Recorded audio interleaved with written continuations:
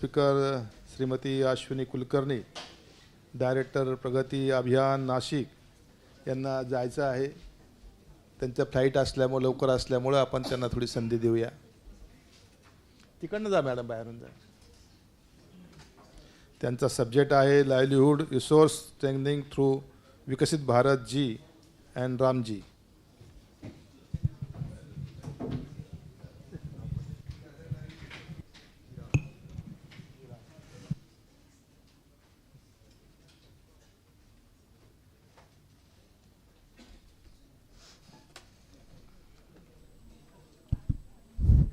नमस्कार. सर्वप्रथम मी अफाम आणि त्यांच्याबरोबरच्या सर्व सहयोगी संस्थांना खूप मोठे धन्यवाद देते की आपल्या सगळ्यांना एकत्र आणलं आणि आपल्याला ही संधी मिळाली एकमेकांबरोबर बसून चर्चा करण्याची. खूप वर्षांनी मला असं एकत्र खूप जणांना भेटल्याचा आनंद होतो आहे. मी आत्ता जे मांडणार आहे ते आपण आत्तापर्यंत ज्या बोललो, जे तरुण आहेत की ज्यांना गाव सोडून बाहेर जाता येतं, काही शिक्षण घ्यायला मिळतं आणि आहे त्यातनं अधिक चांगल्या परिस्थितीत जाण्याची संधी मिळते, असंही ज्यांना मिळत नाही त्या गटांबद्दल मला बोलायचं आहे. म्हणजे आपल्याला जो स्टेट लाईव्हलीहूड रिपोर्ट ऐकायला मिळाला आज, त्याच्यात आपण मोठ्या प्रमाणात इनॅक्वॅलिटीबद्दल बोलत होतो. म्हणजे फक्त तो प्रश्न मला वाटतं उत्पादन किंवा हातात असलेल्या रकमेचा नाही आहे, तर त्याच्या पलीकडे अनेक गोष्टींचा आहे. आत्ता महाराष्ट्रात आपण मुंबई आणि पुणे जरी बाजूला केलं तरी आपण पर कॅपिटा इन्कमबद्दल काय बोलू, हा आपल्या सगळ्यांच्या समोर प्रश्न पडू शकतो. तर हे जे VBG रामजी आहे, म्हणजे बेसिकली आपण मनरेगा किंवा महाराष्ट्रासाठी आपण रोजगार हमी योजना गेली 50 वर्षापेक्षा जास्त ओळखून आहोत, समजून आहोत. आणि मला एक असं वाटतं की ह्या आत्ता आपल्यासमोर असलेल्यांमध्ये सगळेच ग्रामीण भागातनं किंवा रोजगार हमीवर काम केलेले नाहीत. म्हणून अगदी थोडक्यात सांगण्याचा प्रयत्न करते की रोजगार हमी योजना ही महाराष्ट्रात सुरू झाली.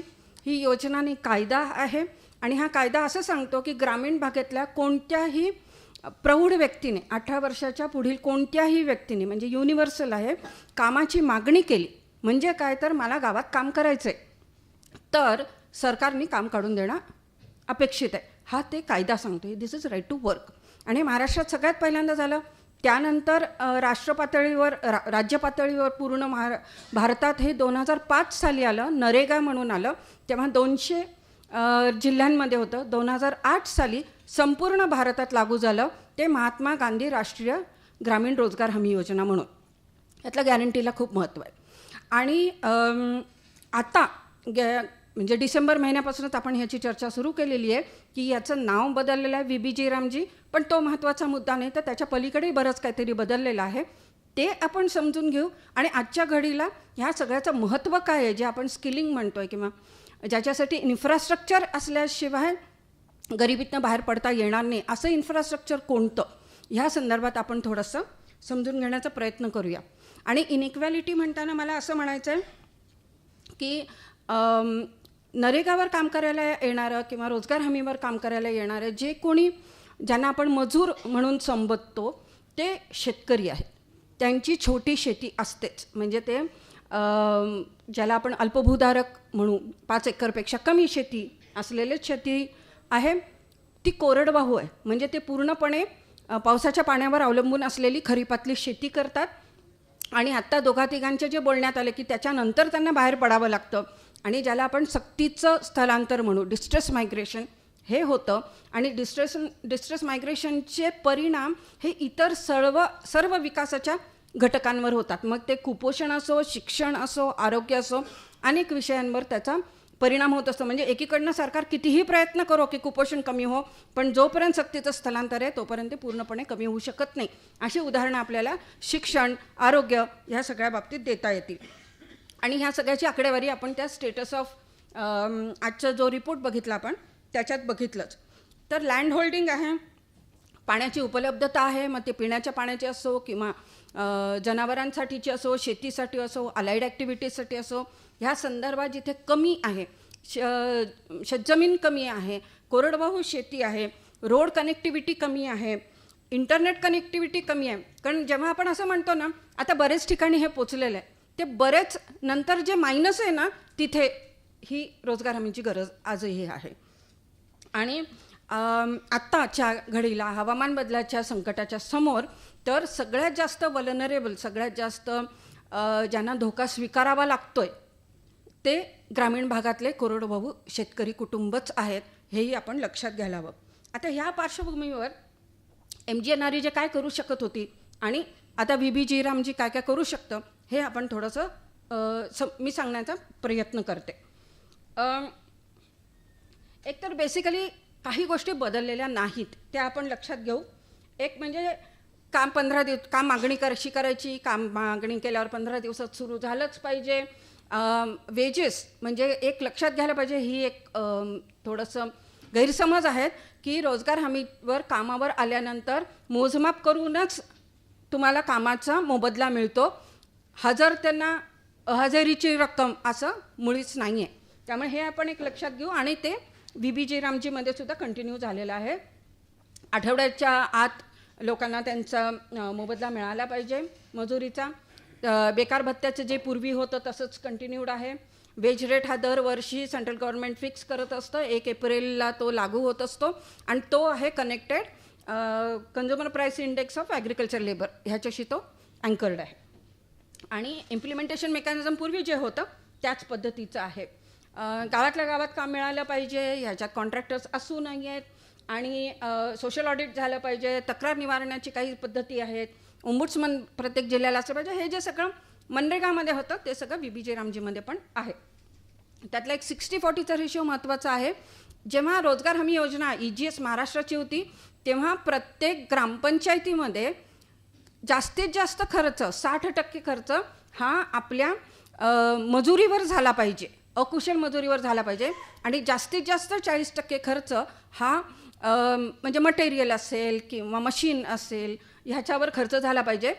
हे गाव पातळीवर होतं. मनरेगामध्ये ते तालुक्यावर गेलं आणि आता ते जिल्ह्याच्या पातळीवर आहे. आणि हे जिल्ह्याच्या पातळीवरचाच 60-40 रेशिओ आजही पुढच्या ह्या नवीन कायद्यातही घेतलेला आहे. हे सारखं राहिलेलं आहे.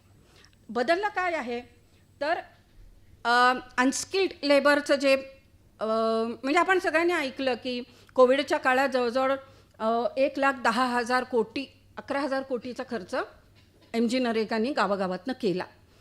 हा काय असतो तर मी जर कामावर गेले तर मला मिळणारी मजुरीची रक्कम आहे ही 100% मला केंद्र सरकारकडनं मिळत होती. आणि आता ती झालेली आहे की 60 म्हणजे 100% मजुरीची रक्कम केंद्र सरकारकडनं मिळत होती. आणि जर मी मटेरियल मशिनरी वापरलेली असेल त्या कामासाठी तर त्यातली 75% केंद्र सरकारची आणि 25% ही राज्य सरकारची होती. आणि ॲडमिनिस्ट्रेटिव्ह खर्चामध्ये 6% एकंदरीत ही केंद्र सरकारकडनं, उर्वरित जो काही खर्च होईल तो स्टेट गव्हर्नमेंटकडनं. म्हणजे रफली 90 आणि 100चं गणित मांडता येऊ शकतं.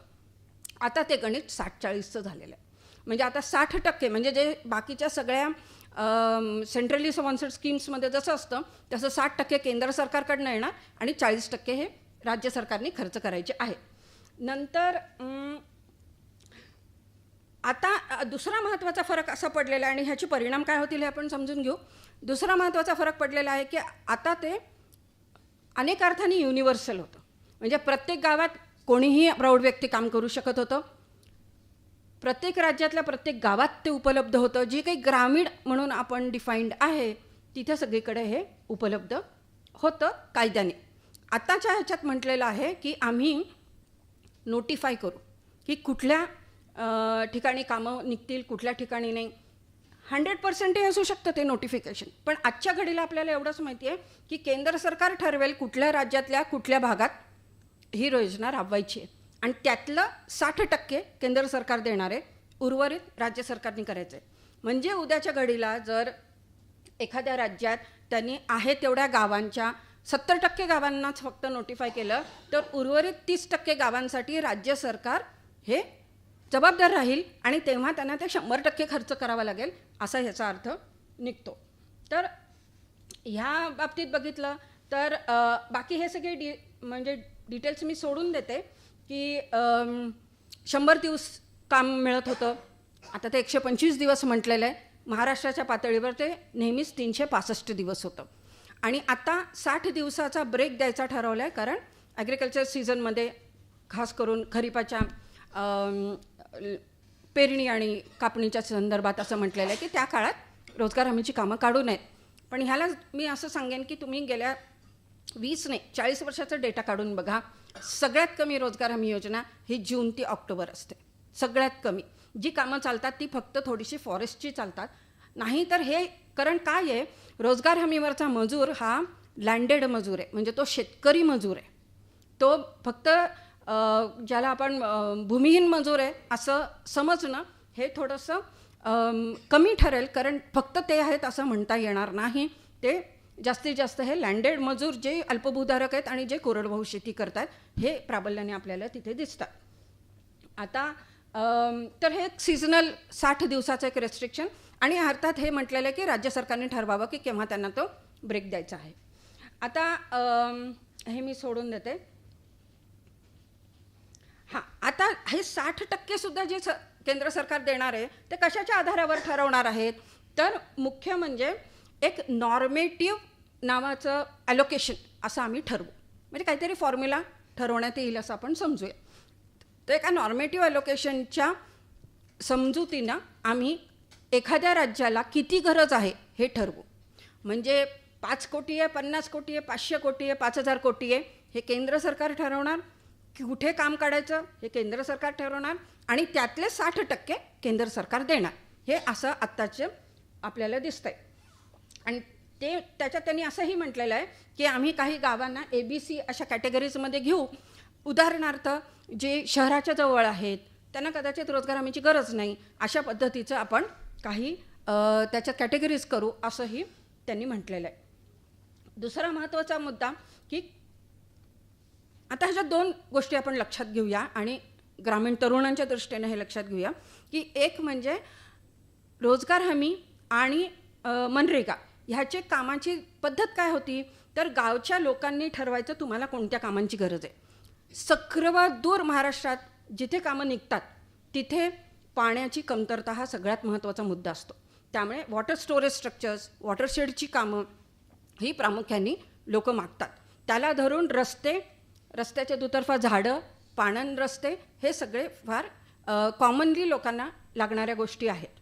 आणि ह्या सगळ्याचं प्लॅनिंग करावं लागतं. असं कुठेही कमी एखादा दगडी बांध केला असं नाही चालत, तर कुठे असला पाहिजे, शेततळी कुठे असली पाहिजेत, ह्या सगळ्याचं एक नियोजन करायचं असतं.